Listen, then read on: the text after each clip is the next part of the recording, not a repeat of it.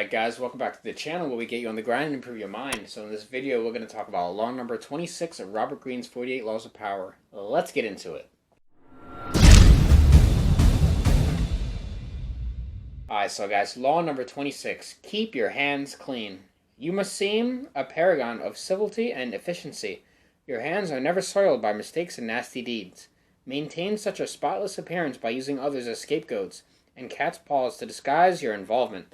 So this is basically about using others to lure other people's attention on them instead of yourself, depending on what deed you're doing, what you're trying to accomplish. So throughout history, this has been seen many times, and in your day-to-day life, this could be seen as many people will try to use you to do something to make them look better and to make you look bad, just so they can escape from any backlash they may get. So this law is basically here to make you a little bit more aware of, are you being used by someone else to do something? Like, you need to be very aware of what people may be using you for or why you're asked to be doing certain tasks. This law can be considered evil, but it can also just be considered realistic, as this is going to happen whether you like it or not. This is more not really about morality. This is more about just what nature is and what people will try to do with you. So this law is more of a weapon to keep in your mind.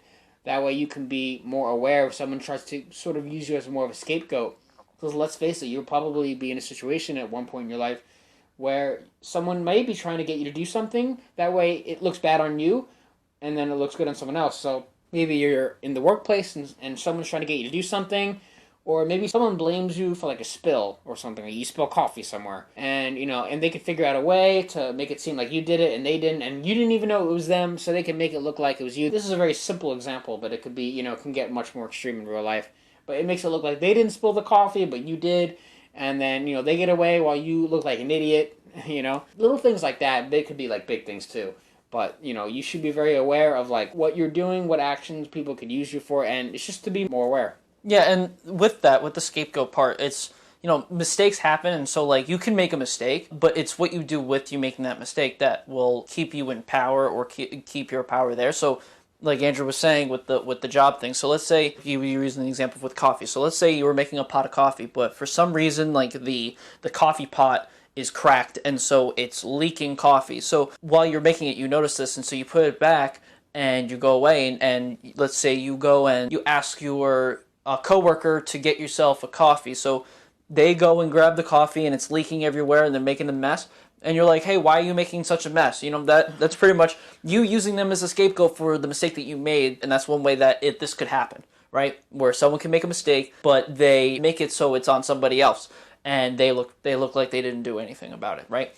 And the thing that you were reading with the cat's paw, that's pretty much having others do the dirty work for you. So a good history lesson on that is when Cleopatra was coming into power in Egypt, there was pretty much a whole big power struggle with her family, and she got pretty much kicked out of Egypt. But this was just around when Julius Caesar was coming around to make Egypt a colony. So she used that as an advantage to get herself back into Egypt and to become a ruler, by her pretty much seducing Julius Caesar, because, that's what Cleopatra does. And she was able to get herself to power by having others do her dirty work, because she wanted to get her power, but she needed to get rid of her family that was in power. And so she pretty much used Julius Caesar and the Romans to do that for her, and so she didn't have to worry about having to do any dirty work, having to kill her family or removing her family, because by her doing that on her own, then the people of Egypt would look at her, as evil, and she didn't want that. She wanted to look like that she was good. So she had Julius Caesar do it, so Julius Caesar looked like the asshole and the bad guy, to where she's fine. And when you start, doing things and you're working, you don't want to look like you're overburdened on certain things. You have others do things for you. You delegate things, like if you were, let's say, a manager, you're delegating tasks for everyone to do, but you don't want to look like you were in a rush and you're working hard. Even though people say, when a manager works hard with their workers, he's a good manager. But sometimes you don't want to do that. You want to delegate all your tasks to everyone else. You want to be able to have people do things for you, because it'll make your life easier, and people will respect you more. So you just got to be careful now. That's right, guys. So it's just something to be aware of. Be careful that no one's really trying to use you for anything crazy. Once again, the law is not supposed to be evil. It just kind of is. So accept it, understand it, and use it to your advantage without trying to take advantage of everyone else. Don't be a dickhead. So with that said, guys, comment your thoughts on this law and like the video if you have not already, and make sure you subscribe to the channel also if you have not already, and we're going to see you guys in the next video.